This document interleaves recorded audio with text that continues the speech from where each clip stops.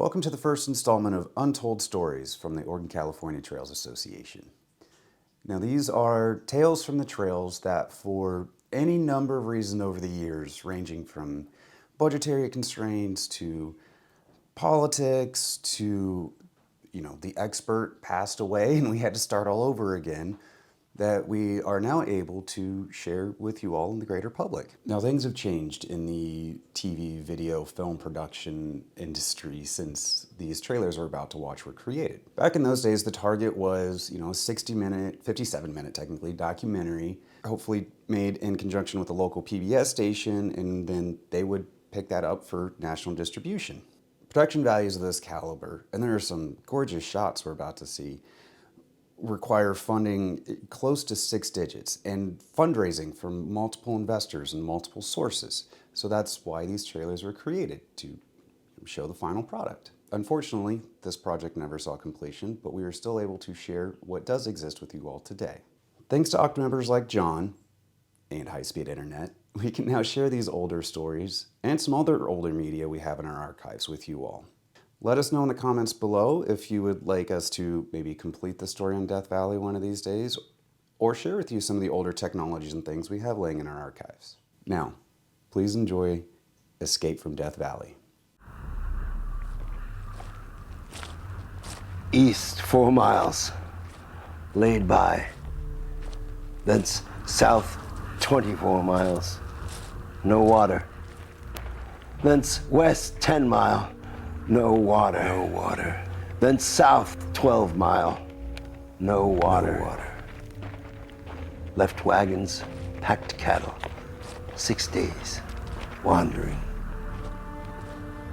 In 1849, America dreamed of gold and a shortcut to California. This evening, it was agreed by all to make a cutoff in order to be at the gold mines in about 20 days. 70 men, 4 families, an unknown wilderness. The whole party was lost. They came into area that had never ever been penetrated by a white man before. 280 feet below sea level. 250 miles from the City of Angels. They couldn't go on. The more I looked, the more I satisfied myself that we were yet a long way from California, with a serious question of our ever living to get there. They called the place Death Valley. They knew they were miles and miles from civilization. They had to get out of Death Valley, not really knowing how far they had to go. Prospects seemed to me now so hopeless that I heartily wished I was not in duty bound to stand by the women and small children. But as it was, I felt I should be morally guilty of murder if I should forsake Mr. Bennett's wife and children and the family of Mr. Arcan. 2 men, 1 purpose: to save the lives of their friends. Manley and Rogers were the natural choice. They were young, healthy. They thought they were just going to be able to go over this mountain range and there would be the lush green valleys of California. And when they got to the top of the pre-eminent range where they could see the Sierra Nevada mountains off to the west, they realized how far they were from their destination. To go for help while there was still time and still hope. These young men managed to walk 270 miles through some of the most difficult terrain on Earth. And then they came back. I think we're hungry for authentic heroes. Not movie heroes, not cardboard heroes, not press relation heroes, heroes. From the makers of the PBS documentary Forgotten Journey comes an epic tale of selflessness and sacrifice when America was mad with gold fever. And he raised his arms. The boys have come. The boys have come. The rescue of the Bennett and Arcan families by Lewis Manley and John Rogers is one of the great stories of the West. Shot in high-definition television, Forgotten Journey Productions and the American Mercury Motion Pictures present Escape from Death Valley. Mrs. Bennett said, "You've saved us all. God bless you forever. Boys like you should never die." Number 1.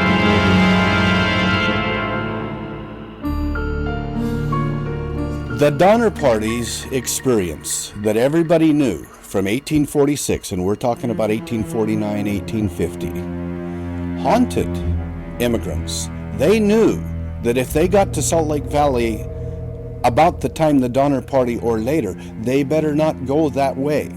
Besides that, the grass had been depleted on that route, and there seemed to be more feed going southwest instead of straight west.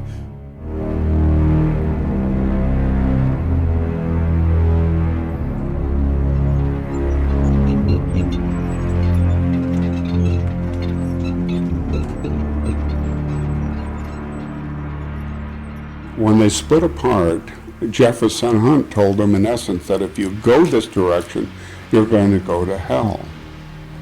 And it was a living hell that they encountered in taking the shortcut to California.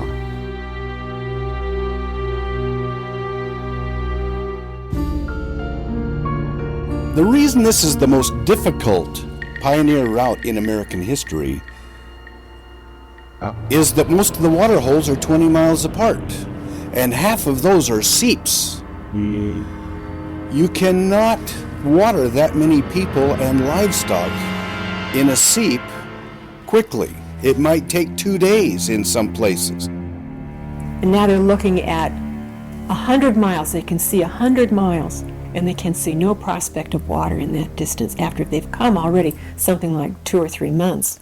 So you can imagine, I mean, looking at it, it must have been, they must have known that either there would be a miracle or they would die there.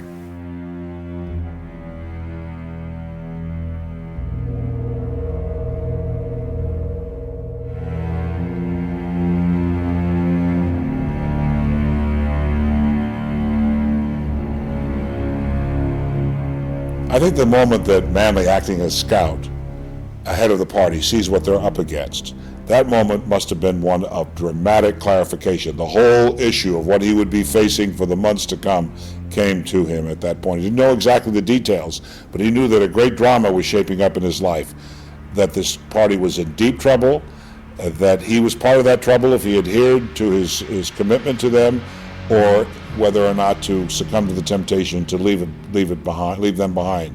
He knew he could survive himself. He was skilled enough, young enough. So right there, out alone, seeing those problems, geographical problems, Manley confronts the central thesis of what he later remembered in his memoir.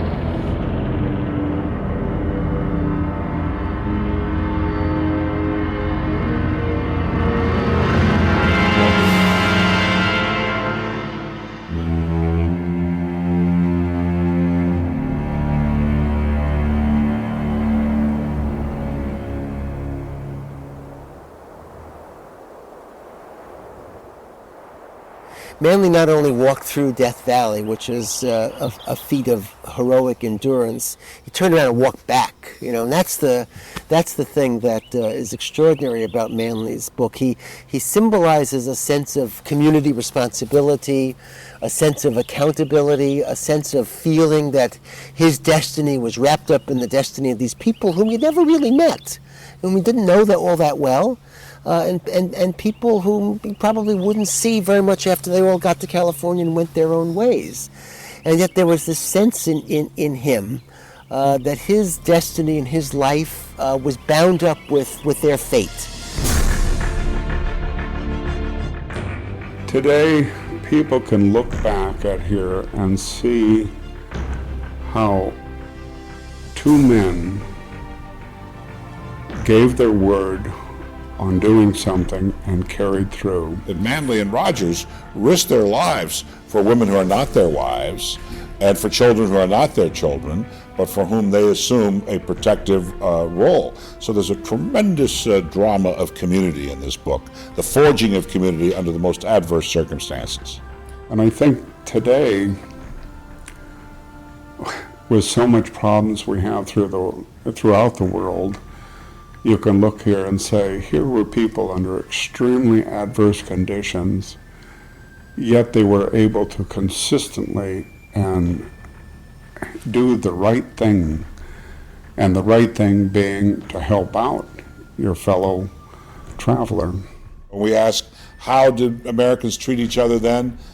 Well, they treated each other very well. In the case of William Manley and John Rogers, they treated each other with heroic commitment to duty. So this is an American story, it's an American fact, it's a piece of American history, but it also is an American parable about commitments to each other, commitments across lines of gender and age and ethnicities, and forging of a kind of union of Americans that's more than just rhetoric. It's number one, and there's nobody in second place. I mean, how can you look at this story and not be just bowled over by it? It should have been a major motion picture by now. Nobody could have invented a story this dramatic. I mean, the rescue, these two young men going back and rescuing these families. I mean, it's got the stuff of fiction all over it, and yet it actually happened, and it's just an amazing story of heroism. Everything else is in second place.